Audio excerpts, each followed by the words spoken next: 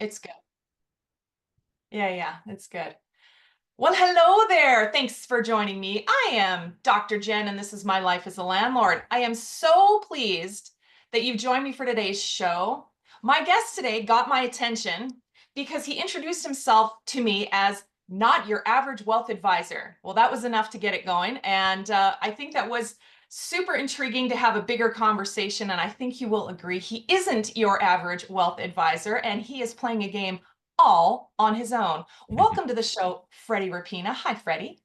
Thank you. Thank you for having me. So, as a wealth advisor, um, what sets you apart? You're not the average wealth advisor. What makes you different? Well, I think it's more about being able to see the difference between just saving and actually building wealth. And I think that's kind of lost right now in the industry in the marketplace because there's just so much of people just kind of forcing what I call checkers down people's throats. Meanwhile, the wealthy are becoming more wealthy by playing chess. And so I take more of the chess strategies. And I don't say there's anything wrong with checkers, though. I'm not saying it's wrong. I'm saying the expectations of a lot of people are probably wrong.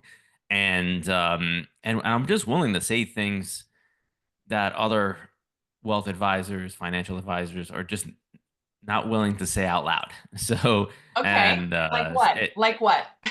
oh, like the investing in the market is going to make you wealthy. No, It's investing in the stock market isn't going to make me wealthy. not likely by itself. No, Okay, by itself. It doesn't mean the market's a bad tool. It's a great tool. Again, it's the expectations that I feel like are incorrect.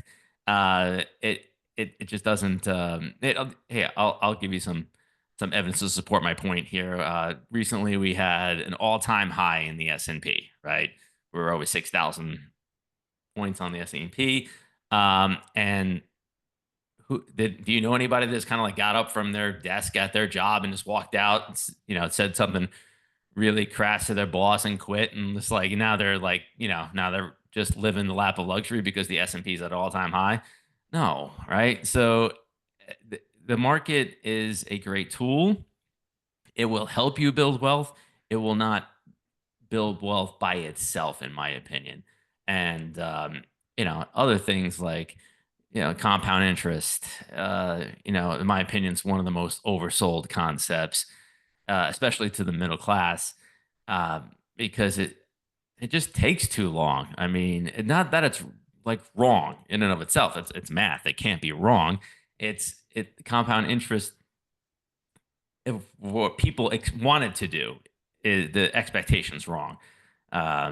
So I mean, in my book, I joke about if you live 900 years like Yoda lived, compound interest can be great. By your 400th year, you should be wealthy. But in this galaxy, in this lifetime, it just takes too long by itself, unless you started out with a really large number, and so above and beyond the basic costs of goods and services, it's not going to do it. But the all the companies, all the financial companies, kind of like say this is what you should do, but it's also sometimes not what they're doing. gotcha. Well, I admire your ability to talk about different options with different tools, as you say, and stocks is Mhm. only one tool. And it seems that other wealth advisors, that's their favorite tool, and they don't say any other tools. And what other tools are there? I mean, Well, yeah, people. I feel wealth advisors don't talk enough about real estate. Uh, they try to a lot of them try to talk their clients out of purchasing real estate, purchasing businesses, purchasing things that are going to cash flow. And I want my clients investing in real estate, investing in businesses, things that are going to develop more income for them, because income is, in my opinion, is what makes you wealthy. It's not the investments. If you have just a bunch of numbers on pieces of paper, but but it's not developing income that you're going to use to, in my case, pay for my daughter's cheer team and my son's travel baseball. I mean, it just doesn't work. You need income. So, so yeah, it's just a totally different way of looking at it. Now, I don't say checkers is wrong. If you're going to just save and save and save and, in retirement accounts or whatever, um, and you can be happy. You can live a nice life. You can retire, but you're not likely going to be wealthy. That won't happen. All right. No And I want, Lambos. what's that? No Lambos. No No Lambos. No, no, no. Lamborghinis. No, you're gonna, yeah, no, Honda Accord all the way. So, but if that's what's gonna make someone happy, that's fine. But those people shouldn't go screaming at the moon anymore. Why do the rich keep getting richer and the poor keep getting poorer? You're not playing the same game. Think about it. If there's like a couple 100,000, maybe I think it was 300,000 licensed financial something or other people in the country. If they were all given, or even a vast majority of them given them great wealth building advice, wouldn't the wealth gap shrink? Wouldn't it Good point. go go this way instead of expanding how it's expanded over the past 30 years? I mean, Hmm. that in and of itself should give somebody a little bit of pause and be like, wait a second, this isn't working. But it's a lot of people. That's what people know, and that's what people think. People say it all the time. Well, don't most people do this? I say, yeah. Do you want what most people have? Because if you want what most people have, we'll do that. But if you want something different, you got to do different things. You can't have uncommon results doing common things. Great. Freddie, let's jump right in. Let's talk about your book, Wealth Okay. Game, Strategies Beyond Financial Moves That Win. And this, I bought this on Amazon after you and I had talked about you being on the podcast, and I thought this is going to be interesting. And I devoured this. So for my intellectual listeners out there, whether you're in Canada or you're in the US, wherever you are, I know I've got listeners in New Zealand now as well. So this is all about why playing checkers is different than playing chess. And I love the quote from Kobe Bryant. Kobe Bryant brought that up, right? He says, all these other Mhm, guys are playing checkers, but I'm playing chess. Tell mhm. us in the financial world what the difference is. It's a mindset difference. Okay, so checkers is you're saving diligently in retirement accounts.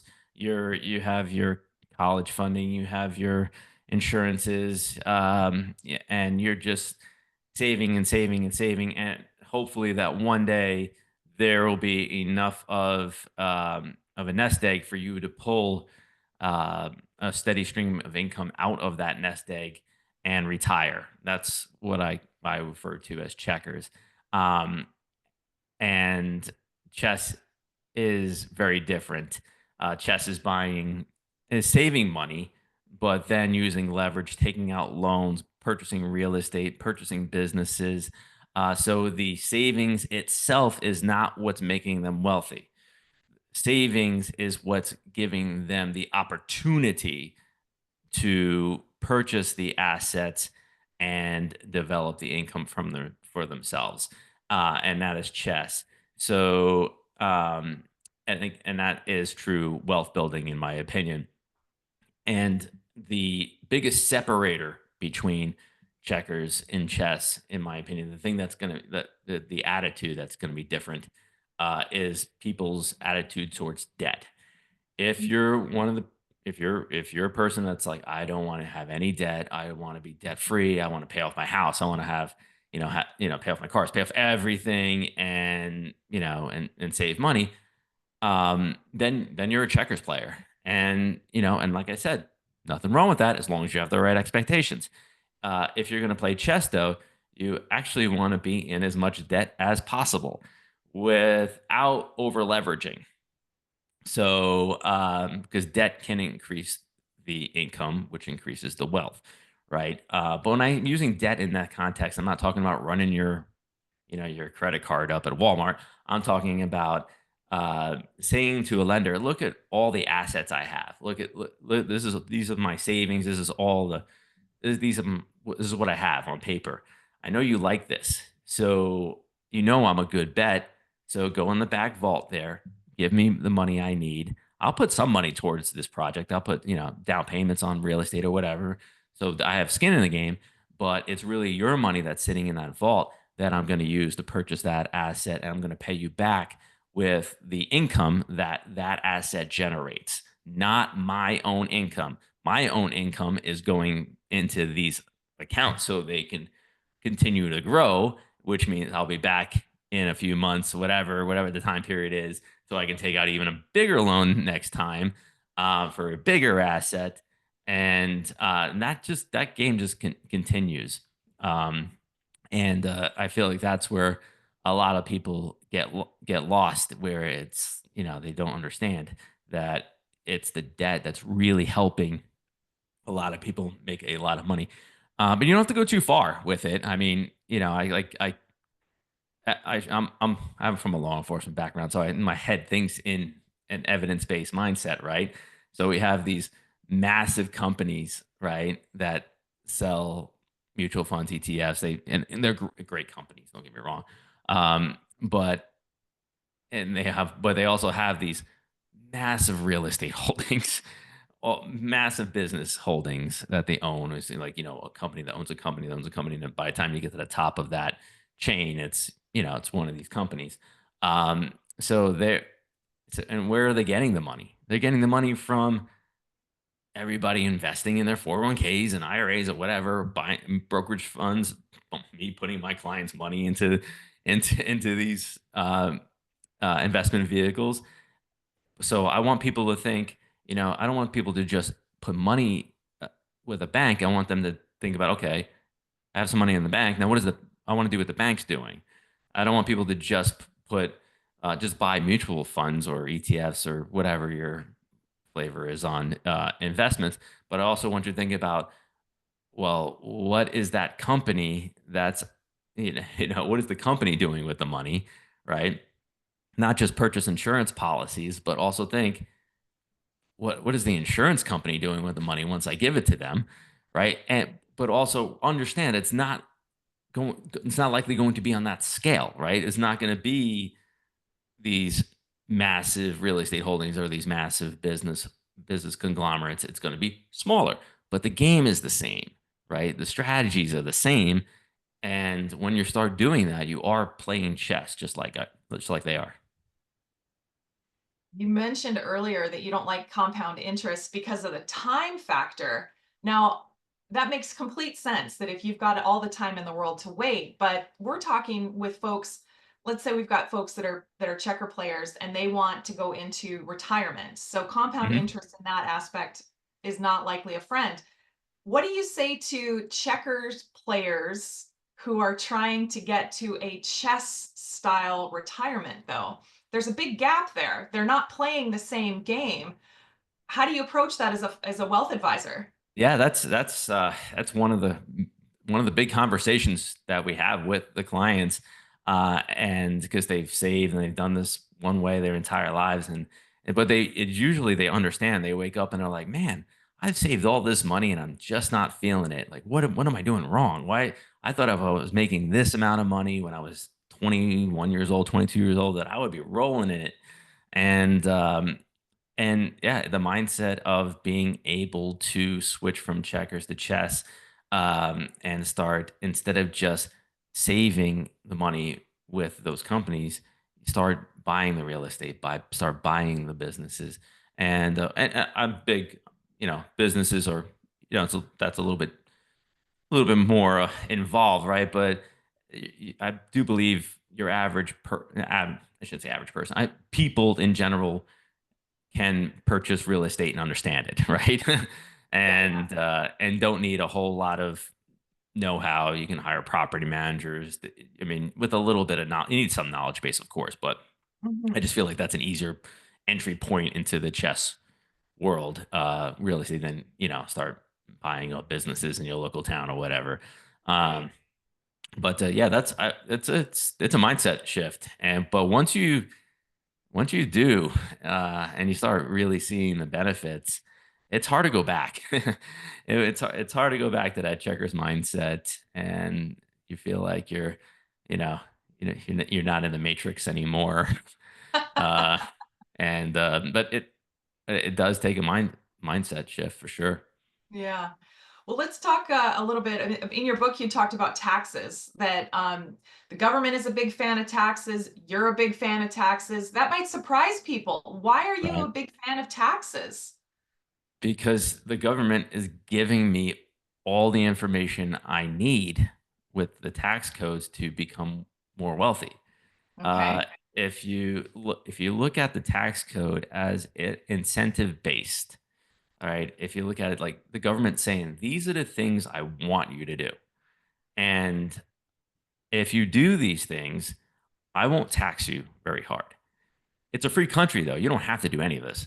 Right. But if you don't do these things, then I'm going to have to tax you heavily because I need to still do all the things I need to do.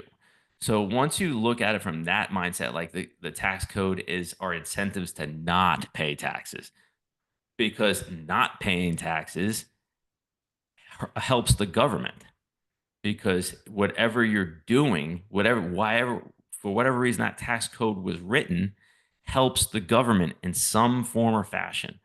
So the reason why business owners have a lot of tax breaks, right? You get a lot of tax write-offs being a business owner. Why? Well, what do you create? You create jobs. What kind of jobs? W-2 income jobs. W-2 income earners get taxed very heavily. So by giving theoretically one person a large tax breaks and then they create 10 people, 10 jobs that are W-2 that the government gets to tax more heavily, the government makes out on the deal, right? If you look at why does the government want you to invest in real estate? Well, the government doesn't want to deal with real estate. They don't want to deal with rent control and everything else, right? So by giving people tax breaks to incentivizing them to invest in real estate, it creates a natural rent control because me and all my friends that invest in real estate, we're all competing for the renters, which theoretically should keep the rent low, right?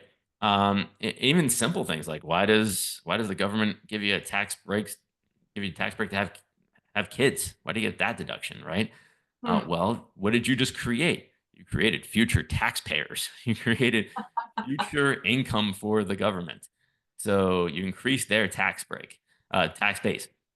So if you just look at it from that mindset, the the tax codes are become your friend. They become your they're like it's a guide, it's a coupon. I don't, there's some this analogy is aging itself a little bit now, but I had the entertainment book when I was in my 20s, and that thing never left my car. I had the entertainment book. For those who don't know what an entertainment book it's about, it's a book about that thick of coupons in your local area, Yeah. and because I was a rookie police officer. I couldn't even afford to go on dates. And so I would have the coupon book and I would use the coupon book at the restaurants. And then when I finally was comfortable enough with the person I was dating, I'm like, you can go wherever you want as long as it's in this book, right? So, That's um, awesome.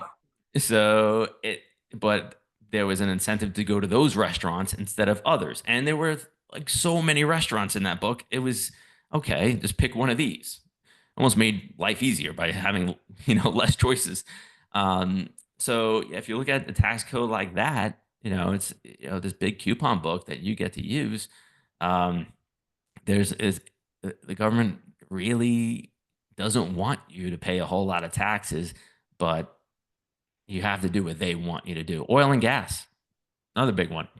Oil and gas investments, huge tax breaks in oil and gas investments. Why? Because the government wants you to invest in oil and gas. That's why those big tax breaks are there. So once you switch your mindset from the government's trying to steal everything to, well, the government's giving me an opportunity to not pay these taxes. I just need to figure out what they want me to do with my money. Uh, it works out better. They don't teach you that at Wealth Advisor School? No? Well, if I had my way, uh, the education for financial advisors or wealth advisors would be very different. It's a lot of checkers. It's a lot of sales. It's a lot of yeah. I have my problems with the industry in general. That's why I'm trying to be a positive change for it, Sure. and get people to understand that it's not just all about investing in the market. It's because they're doing other things. How do you see inflation impacting checkers versus chess Well, I don't see it impacting chess as much, as right? much? Because they have the the assets that they can increase prices on, Mhm. whether it be rent or whatever goods or services in the Right. business, to keep themselves at the same pace of inflation. I see it hammering checkers player that are on a W-2 salary job somewhere, because the only way they can increase their income is going to their boss's office and asking for a raise, right? So that's the only way they can do it. Um, so yeah, I mean, it definitely hurts checkers players more than chess players. It doesn't mean it doesn't affect the chess player. Like no one, you know. But also you get we're starting to see inflation cool a little bit, right? Over the past couple of years, but that's not like people. But my problem when people say like, "Well, why aren't prices going down?" They're not going to go down. That's not how it works. So the only way I can really explain this is weight gain. Let's say you weighed 200 pounds in year one and you gained 10 pounds in year two. So you're 210 now. You gained another 10 pounds in year three. Now you're, 220, and you didn't gain as much weight in your, the next year. So you maybe gained 2 pounds. Like, well, I didn't gain as much weight. Right. But people are like, well, why aren't I 199 pounds? Because you didn't go down. You just That's not stopped the game going. you were playing. Yeah, you didn't go down anywhere. You just stopped going up, or stopped going up at the same rate. So once uh once people understand that that's how inflation really works, um, the prices are not going to go down. You're not going to see $1 cheeseburger ever again. I mean, it's just not going to happen, Yeah. unless you have deflation, which causes a whole host of other issues. So yeah, it's easier for a chess player to keep up with inflation because they have more control. Gotcha. Okay. Well, and the chess players, like Mike and I are chess players, right? Mhm. We have businesses, we have real estate that are income generating on both sides of the border. And you've got a great example in your book, and I know you and I have talked about it, and I would love my listeners are intellects. They Mhm. are nitty gritty and they love when nerds like you and I talk. They love it, right? They're gonna love this conversation. So Mhm. let's say you've got two investors. One has $1 million in cash, but they're a checkers mindset. And then you've got a chess mindset person who also has $1 million liquid. Now, this is really unheard of. I don't have $1 million liquid, and I suspect most people don't. How Mhm. would you advise them? Same portfolio, same amount of money, but very different outcomes depending on how you have them invest. Please walk us through this example. I'm excited for you to do this.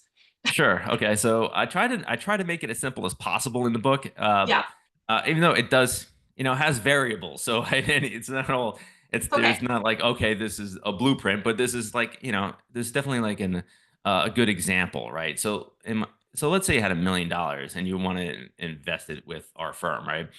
And let's say we're great financial level people. We're going to do really well with that. But let's say it's getting a decent 7%, 8% rate of return, 9%, something like that, right? But you have the whole million with us from the jump. In 10 years, let's say you're getting 7%, just make the numbers easy. That would be roughly $2 million, right? So, and okay, that's great, doubled. But let's say we go back in time and we say, okay, of this $1 million, we're going to take $200,000 of this $1 million and invest it in a piece of real estate that costs $1 million. So it's a $200,000 down payment. You're borrowing $800,000. Still have the $800,000 over here. That's the investment account. So at any point in time, you could pay off the property, but you don't want to pay off the property. You want the income from the rent from that apartment building, let's call it an apartment building, to pay off the $800,000. And that whole time you get to depreciate the full $800,000 that you borrowed from the bank, right? So that helps you out with taxes. And let's say the apartment building is getting a 4% rate of return, lower than your, let's say, 7% rate of return on your uh, on your investments. And of course, I hope it's higher than seven. I'm just using seven for easy math purposes. But you're getting 4% on a million because you get the 4% on the $800,000 that you borrowed Mhm. from the lender, the bank, right? So over a 10-year time period, if you did it this way, instead of having 2 million, and let's say you reinvested the cash flow back into the investment account, you could have over $3 million, right? It's so it's it's much it amplifies the wealth a lot quicker than just sitting around with the money in the investment account watching the financial grass grow for all those years, when you can amplify it with real estate and or businesses. But I will stay on real estate for right now. So that's where how you're using leverage properly, because in that example, your risk was lowered by the fact that you have the money, right? You have it. It's when you don't have the money, because when things go wrong with that apartment building or whatever, when you don't have the resources to be able to you know, put out small fires, then it can become very burdensome very quickly. But when you have the good assets, when you're able to take out the loans, now you're in a position of strength. So just if people just understood that small example, chess doesn't seem so daunting anymore, in my opinion. And you can make that $100,000 or whatever. You can change the numbers around, Sure. but that's what I think what makes us different, because we want you to take that $200,000 away from us. A lot of wealth advisors do not want that $200,000 in that example to go away from the firm because they can't charge their asset under management fee for that. But we want you to build wealth.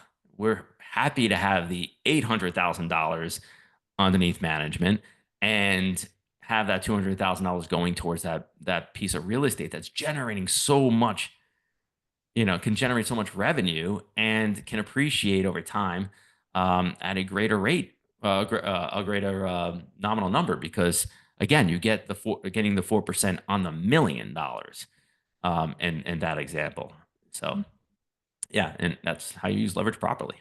Now, I can just imagine that the listeners are out there shaking their head going, okay, Freddie, okay, Jen, yeah, you start with $1 million. Who Right. starts Yeah. with $1 million? And so Yeah. that's the question Mhm. then, is that, we've got the greatest wealth transfer that the planet has ever known in motion Mhm. now, with the boomers passing on or incapacitated. And so there's tons and tons of estates transferring and assets transferring. And even without cash or without real estate assets, how do we start at zero? How do we start with nothing when someone is a checkers player and that's all they have is their T4, which is in Canada, or their W2, which is in the US? How do they Mhm. actually start with a checkers mindset, but they want to be a chess player? How do they make that leap? How do we do that? Yeah. Sometimes you got to play checkers well first, right? Uh, so yeah, you have to start building that that uh that that reservoir, the assets, the money that a lender is going to want to see, right? Right. So it can take some time, but that's where you start. But if you can do the checkers thing with the same mindset of the chess player, knowing there's a switch. You're gonna train. you're gonna switch trains here in a little bit, and you have that end goal in mind. But you just you can't if you're starting with very little, you need to build up first. And living within your means, I feel like is a completely overused phrase, Right. um, because yeah, you want to live within your means. That's common sense. But I also want people to have the attitude of how do I make more means to live Right.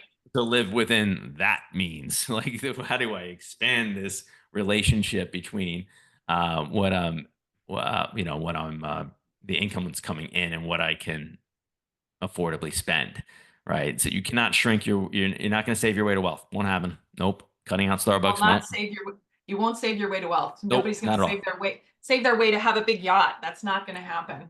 Yeah. Yeah. Oh, yeah. Yeah. Go walk up. I live in Tampa, and if you walk up to the boat and go to the boat show here in Tampa Bay, and walk up to somebody with a $25 million yacht, and say, "Hey, how did you afford this $25 million yacht? This is awesome." They're not going to respond with, "I fully funded my IRA," or "I bought a well-diversified mutual fund," or "I bought some insurance policy with X guaranteed percent," or whatever. Like, these aren't going to be the answers, right? No. So, They're so chess we players. they're chess players. They're playing a completely different game, um, and and it's not the game is not for everyone at all. It's but we like working with people who want to get to that level, or in the position to make that switch. And that switch, I think a lot of your listeners are more there than they think they are, I right? think so too. Yeah. Because they've likely saved a whole lot of money. Maybe they're middle aged in their 30s or 40s or whatever. They saved a boatload of money in some kind of qualified account, right? 401k or something like that. They save a lot of money in brokerage accounts. And they're like, well, where's the income? Right. So Yeah. we take a lot of those people and we say, okay, listen, this isn't going to create the income that you're looking for. We need to start buying assets that's going to create those kind that kind of income for you, right? Using your assets at, as I don't know, like as a not a great word to use, but collateral, something people can understand. It's like these are the assets that you can use to pay the lender back if you wanted to, but you don't want to.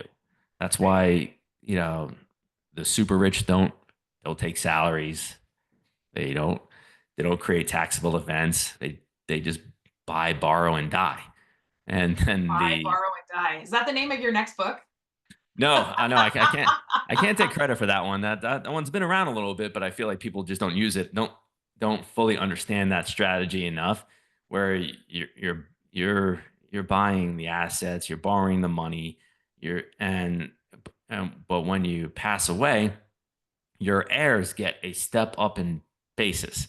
So if you bought a property for $100,000, however many years ago, and now it's worth $1 million, if you sold it today, you would have a 900,000 capital gain tax, Right. right?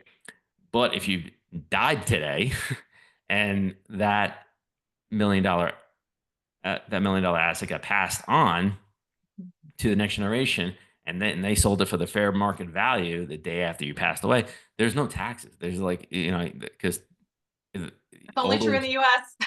Oh yeah, that's U.S. I can't speak for Canada. I'm sorry, but go Leaves.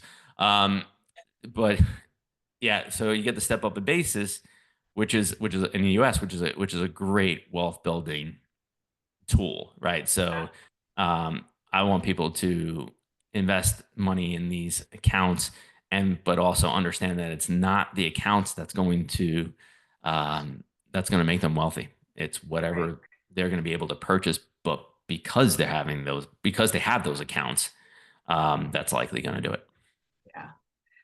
Your book is fascinating. Playing the wealth game, the strategies behind financial moves that win. One of the chapters, I must tell you, they're all cleverly named. Very, very Oh, clever. I really like them.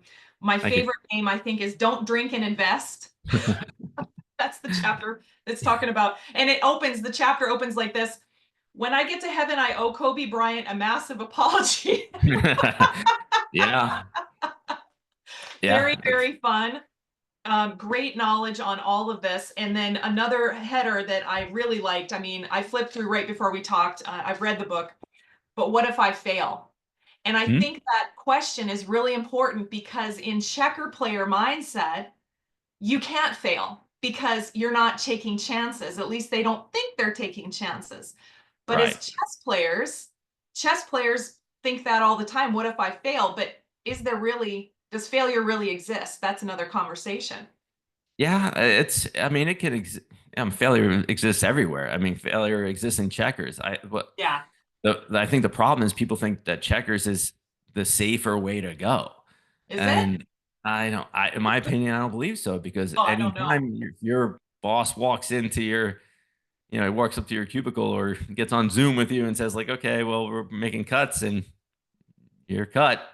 Um, it causes massive problems. Whereas if you're playing chess and you have these multiple streams of income, multiple properties, multiple uh, sources, and there's a bad month, something gets knocked off. They're like, well, as long as you're living within your means of that, right? So that Right. doesn't go away, but it's just a bad month, right? Right.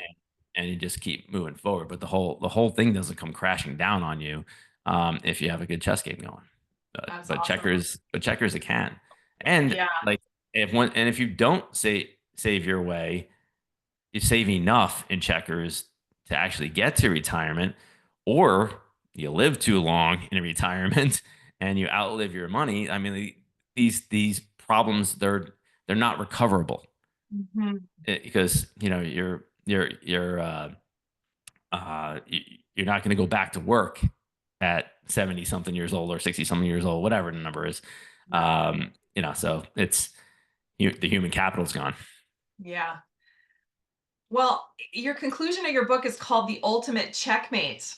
What Mhm. is the ultimate checkmate, Freddie? The ultimate checkmate is when you can just borrow, well, like almost however much you want, and you're not paying taxes because though the assets that you own have so many tax benefits that they offset each other, and you're basically just kind of you're able to do what you want whenever you want with whomever you want to do it with, and Yeah. you're able to just borrow, and you're using debt correctly, and you can just do what you want. And that doesn't mean you have to be Elon Musk, Jeff Bezos, or one of those guys. It Right. doesn't mean that. It means that even on that smaller scale, you're able. I'm comfortable with this lifestyle, and I got all these assets coming in, income's coming in. I can kind of do what I want. Those assets are not creating a lot of tax burdens on me. Doesn't mean like everything's gonna be completely tax free, but it's not like a problem like it is for your W-2 income earner, your checkers player. Mhm. So that's in my opinion the ultimate checkmate. Awesome. So it's freedom however you define it. Hmm. Oh, I Yep. take it. What scares you most about playing the chess game?